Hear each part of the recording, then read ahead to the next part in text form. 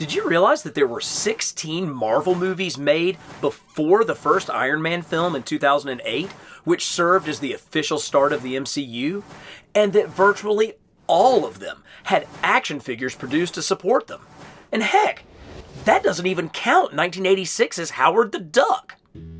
Hey y'all, and welcome back to Carbon Scoring, the best place for comics history and action figures.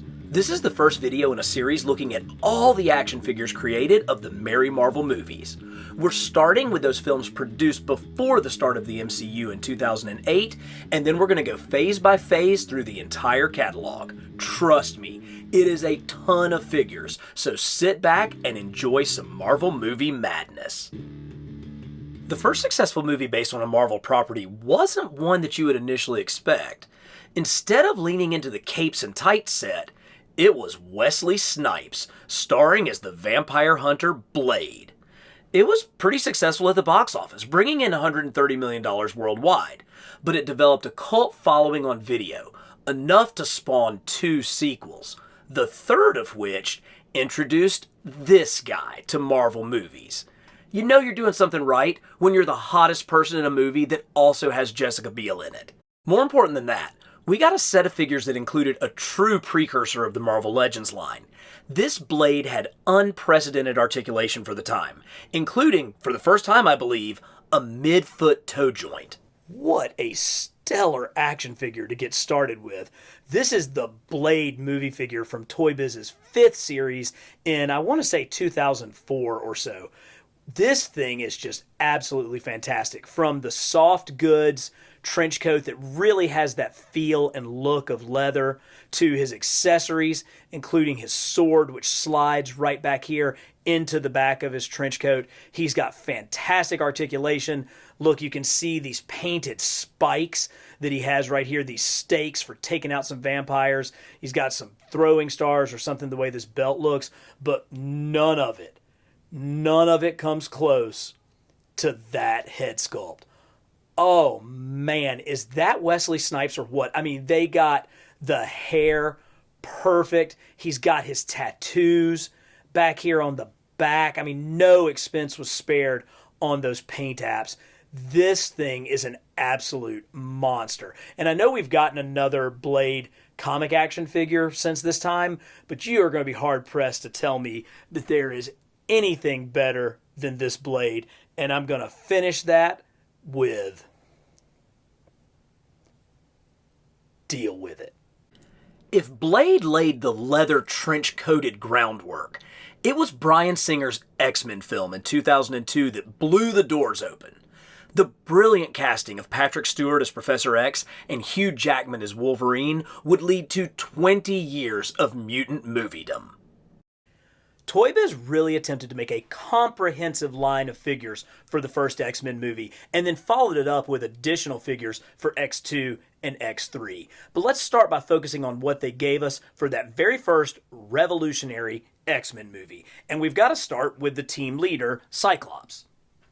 So Cyc had this figure. Now, the articulation on these was still a little bit basic. This is pre-Marvel Legends. This is really kind of pre-Spidey Classics. He does have his visor, which it's a little bit hard after all of these years to get him to keep on, but he had a light-up effect. You could push the back, and if I change the batteries out, his eyes really lit up really, really well in his ruby quartz visor. Now, I would have loved for these figures to have better articulation at the shoulders and the waist, but they were very, very accurate to the movie, so certainly happy with that.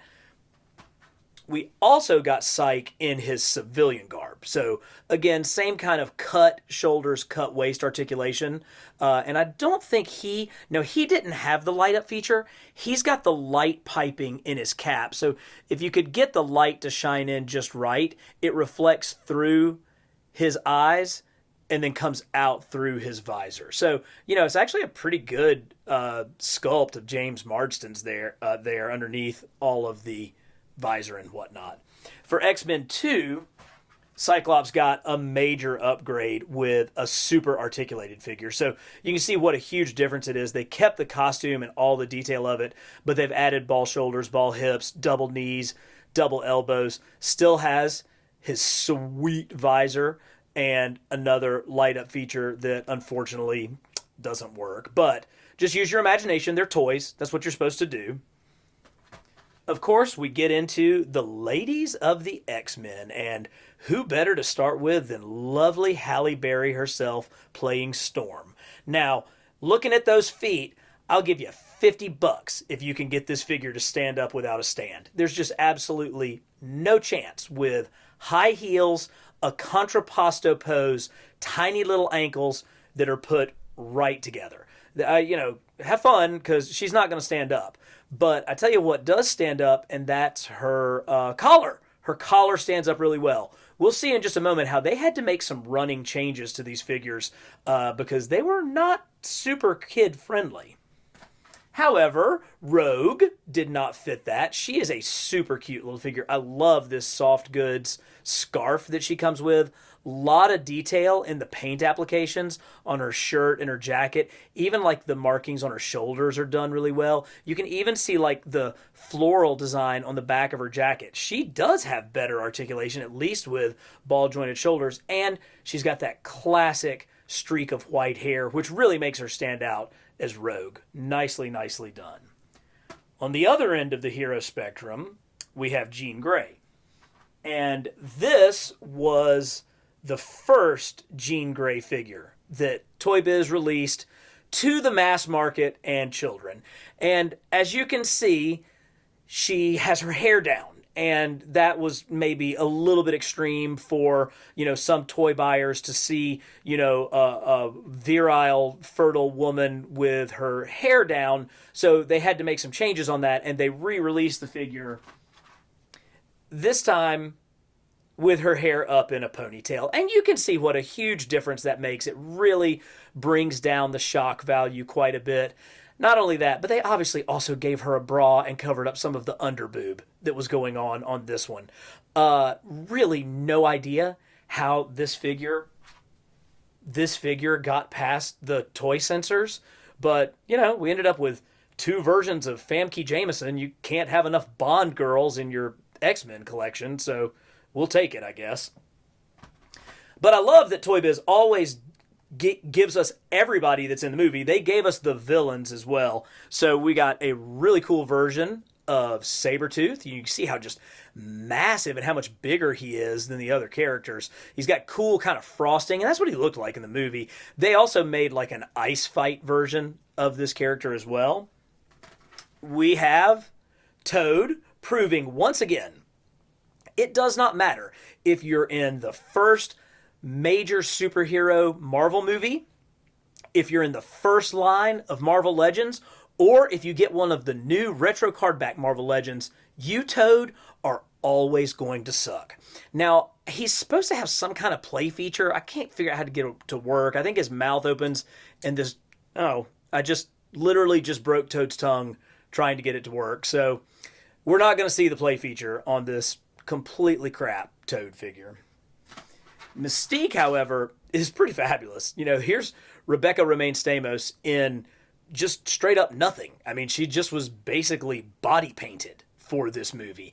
And she did come with this crazy rubberized Wolverine suit that you could slip over the top of her so that she could do her, identity changing power. It's really creepy, and that rubber has kind of degraded over time, so it's hard for me to get it on and off of her. So we're just going to, look at the blue bounty that is Rebecca Romijn Stamos's mask figure.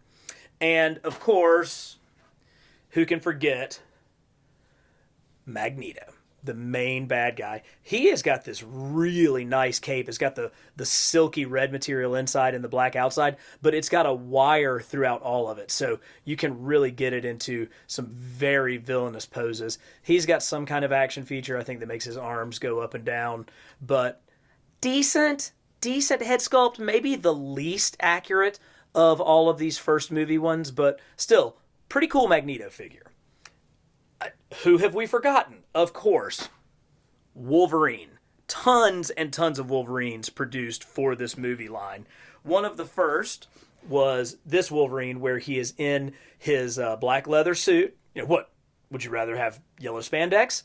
Nope. We're going to get this, and I think he actually doesn't, I don't think he has a play feature. That's not the greatest Hugh Jackman head sculpt. They get better, I promise. particularly with this version. This one has a little bit of an angrier head, gets a little bit more of that idea across. He's still got his very soft claws, not going to have any children hurt by those. But a good figure. Again, he's got a little bit more. He's got the ball shoulders, but he still has the cut waist, which really limits posability. You just can't get Wolvie down into those sort of crouching poses that you want when he has to stand bolt upright with those cut hips. Now, of course, that's better than this. This, you don't have any posability whatsoever. He is going to be in that wide stance position, but it does have crazy Wolverine berserker action. So if you want to make your Wolverine just go absolutely loco and tear into a whole room full of bad guys, this is the figure for you. I promise they get better, and they really do, particularly with this one. Now, again, I'm going to fuss about the fact that it's got the cut waist and that he's going to stand only like that. I'm not sure that this sculpt is that much better. He's had a little bit of paint loss on his nose, so he's a little shiny there. But one thing I do like about this figure is that you can retract the claws. So as you can see here, his claws are back up into his forearms, but when you pull his arms back, they snap out. Kind of like an old school Luke Skywalker, Darth Vader lightsaber from the vintage line. You can snicked out some pretty sweet claws on this. Again, with the second movie, that was when, much like with Cyclops, we got a superposable Wolverine with all of the Marvel Legends articulation that we expect. Better claws, they're longer, they're a little bit sturdier. I think a better head sculpt. I think that's closer to what Hugh Jackman looks like. So we're getting there. Now, thankfully here in the last couple of years, we have gotten some truly pitch perfect Hugh Jackman figures. So help is on the way, but for the early 2000s, these figures were pretty good. We also got two versions of Professor X. You got his normal wheelchair, and I believe this was motorized. I think it would wind up and it would spin. Pretty close approximation of Patrick Stewart there. Not too bad at all. But of course, this has another play feature, and that is he's got no legs. This Professor X cannot stand on his own because his legs don't work. Look at those floppy things. Oh, I am not making fun of people with disabilities. I'm making fun of an action figure of a character that's confined to a wheelchair and truly is, because his legs don't work. Now, we also got his second wheelchair, his plastic wheelchair from when he visited Magneto in prison. This time, he has changed suits into a very dapper gray suit, but still, them legs don't work. Nothing's going to happen with those. So, a couple of great Professor Xavier figures. X-Men 2, as we've seen from the Cyclops and the Wolverine, was an advance in the articulation and in the sculpting of the action figures, and that was maybe nowhere more evident than with the Nightcrawler figure.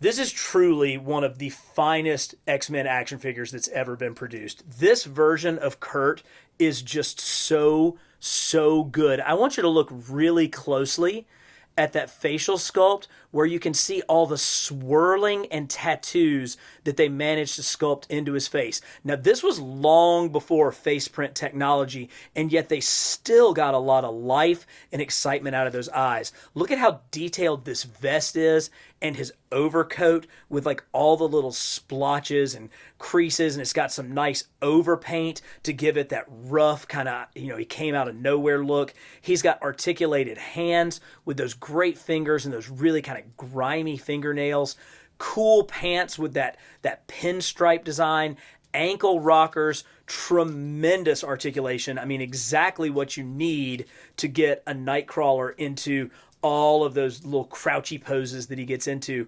Plus, yep, there it is. There is that bendable tail. It's got the wire in there, and it's actually a little bit thicker than what we've seen with some of our other Nightcrawler figures, so you can keep it and have it as a part of his display and articulation. This is the pinnacle of X-Men action figures. And you know how I know that? Because they made more. Hasbro took over the line and produced some figures from the third X-Men film. And man, they're not great. This is Juggernaut. He does have, a removable helmet. He's got sort of some wash on his face. I mean, good articulation, big kind of hulking body, but did you just forget to paint the back? I mean, there's like nothing. No, he's got, fuzz on his chest here, but then nothing back here. The Colossus was clearly the winner of the bunch. I mean, this is far and away the strongest one of the X-Men 3 figures. This is pretty nice. I mean, you got the nice metallic look, the metallic musculature, good articulation, really nice head sculpt. Very much does look like Colossus. I don't hate the Kelsey Grammer Fraser Beast, other than the fact that it's the Kelsey Grammer Fraser Beast. Ooh, just, casting is so important in these movies. And I know what they were going for. They were going for that kind of intellectual sort of thing, but nope, miss. That wasn't it. But I've saved the worst for last, because the Jean Grey from X-Men Last Stand is arguably the ugliest female action figure ever made. And yes, I have the old Scarlet Witch figure. Ooh, man, that is so bad. I mean, that is just so bad. We need to remember, this is the same actress. This figure was made like 7 years before this figure. Yikes. So, the X-Men line had some definite winners, one for sure loser, but overall, a really nice representation of the films. I'm going to go out on a limb and say, for the record, I actually liked Ben Affleck's Daredevil film. I thought the costume was faithful to the comics while also being consistent with the leathery look of the recent X-Men films, and visually, it took a bunch from Joe Quesada's Guardian Devil run, and of course, they borrowed heavily from Frank Miller's seminal run on the title. It also introduced this guy as Foggy Nelson. I bet we see him again. The Bennifer team-up also produced a sequel. No, I'm not talking about Bennifer version 2.0. I'm not even talking about Bennifer version 3.0. I'm talking about the movie Electra starring Jennifer Garner, which had a really small budget and an equally small box office gross. All right, once again, I'm standing up for Ben Affleck because I actually think that this is a good action figure. Predominantly because I think they did a great job with the head. I can see Ben Affleck in this. I can see his chin. I can see something about the way his brow is furrowed in this mask. I think it's really, really good. Now, it does not have the type of articulation that you would expect at the time that this figure was released. I mean, we were fully into ball shoulders and ball joints at this point, and to only have cut joints is pretty weak, to be honest. It makes me think that this was a figure that was designed for a Daredevil line that never came out, and so they kind of shoehorned it in with Marvel Legends because they'd already tooled it, they'd already spent the money on it, you may as well get something out of it. He came with his billy clubs, he's got the holder for them, I'm not exactly sure where those are, but this is much more in line with the type of articulation that we saw with the figures from the very first X-Men movie, and that's okay. I mean, I think it's a good figure of a very underrated and not as bad as people think it is movie. The next film that had an action figure was 2004's The Punisher, starring Thomas Jane as Frank Castle and John Travolta as... I mean, come on, does it even really matter? I never saw this movie, and with a Rotten Tomatoes score of 19%, I'm not sure that I ever will. One reviewer went so far as to say that, quote, "This is one punishment that will make you laugh and cry at the same time, but for all the wrong reasons." You know how I had nothing nice to say about this movie? Yeah, it's not particularly going to get better when we take a look at this action figure either. Here is the Thomas Jane Punisher figure, and you can almost see the Grecian formula dripping off of his hair to try to turn this actor who has blonde hair into a dark-haired actor for the role. It looks like Thomas Jane. I guess I am going to say something sort of nice. I think that facial sculpt is pretty good for the time. He has the exact same leather jacket that came with Blade, but they've added some stuff to it. They've added like this little area where he's got, clips for his machine gun. They added some more of those here, as well as a holster for a blade. Over on the other side, some really nice detailing of these huge shells that he has, another blade, more of that as well. So, they didn't just completely phone it in. He also comes with an absolute arsenal of weapons, including this ridiculous submachine gun. You know, we're kind of facing a gun crisis in America, and it's hard to really glorify a character that comes with an absolute arsenal, but it is who the Punisher is, and at the time, Toy Biz stayed true to that. Now, I do think that that's a pretty sweet Punisher emblem on his chest. It's a little small because I would prefer that it go all the way down to his waist like it does in the comics, where the kind of teeth part came down below this cut.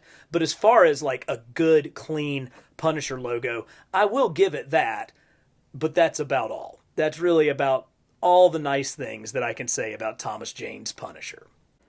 Another movie that very much divided the audience was Ang Lee's Hulk. Lee is considered a visionary director, known for such films as Crouching Tiger, Hidden Dragon, Life of Pi, and Brokeback Mountain. While Lee's style didn't exactly fit with the summer popcorn crowd, I actually really loved what he tried to do with panel transitions and bringing the artwork of comics into the film. Toy Biz really got behind this movie with 4 series of action figures, including the infamous Hulk dogs. I can't really comment much on Nick Cage's Ghost Rider film, as I've never seen it. But I guess somebody saw it because it made $228 million at the box office and spawned a 2012 sequel. Unfortunately, I didn't get any of these figures either, which now seems like a massive screw-up, as these things look awesome. If any of y'all saw this movie or have these figures, let me know what you think about them in the comments. Before we get to the next figures, I should probably mention a tiny little series of films you maybe might have heard of once or twice. I covered these movies in another video, so I'll add a link to that in the description. I have always loved the Fantastic Four. The John Byrne run in the comics is one of my all-time favorites. In fact, one of the very first YouTube videos I ever did was looking at his run on the title. So I wanted these movies to be good so badly, and they were close. I can't quite put my finger on why the 2 FF movies weren't great. The casting for 3/4 of the team was spot on. Sorry, Jessica Alba, I still love you. Was it the ridiculous way that they did Dr. Doom? Was it the ludicrous Galactus gas cloud? I'm not exactly sure, but one thing I do know is that the action figures produced were incredible. The Fantastic Four may not have turned out to be one of the classic superhero movies like I was hoping, but man, did we get some classic action figures from those 2 films. Let's start out by going through some of the best versions of each character, beginning with Mr. Fantastic. So this is kind of the standard 6-inch Mr. Fantastic figure, and it's great. It's got Marvel Legends styled articulation. He's got bald joints everywhere.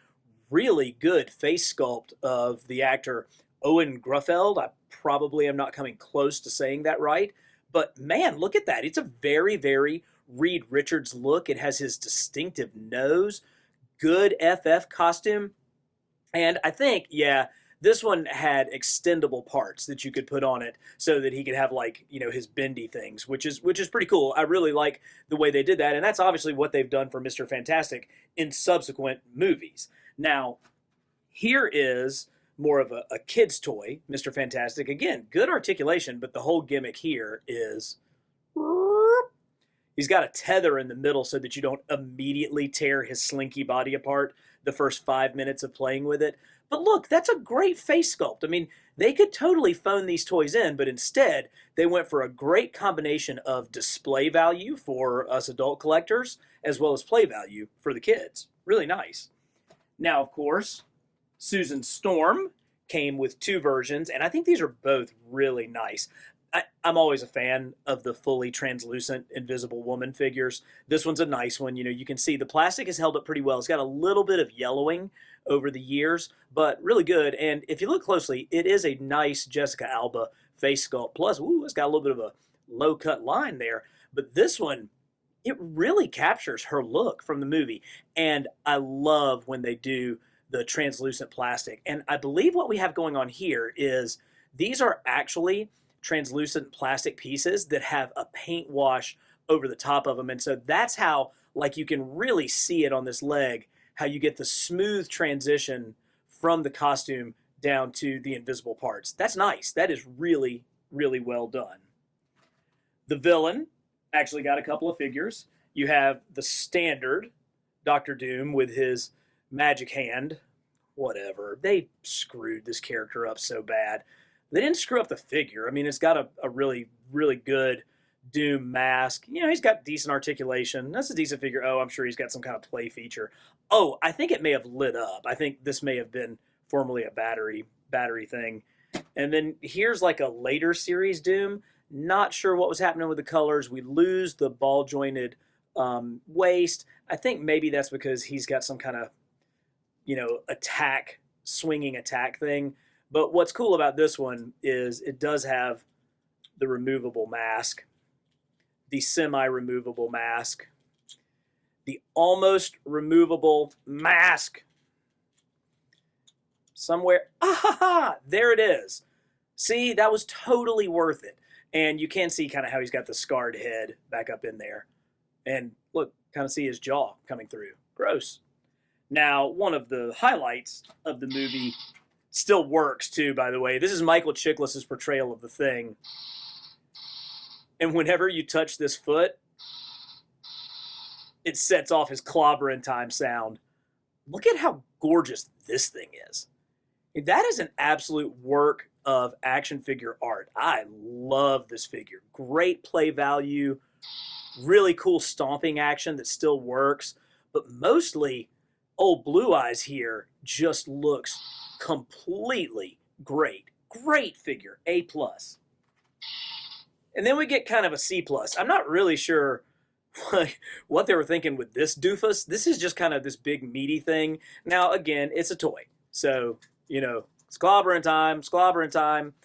But, I mean, these were produced by the same toy company in the same toy line. And it doesn't even look like the same character.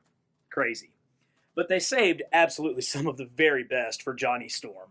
Now, this is kind of the classic figure, and love it. Love what they've done with the translucent plastic. Really good. He lit up as well. I don't think he's...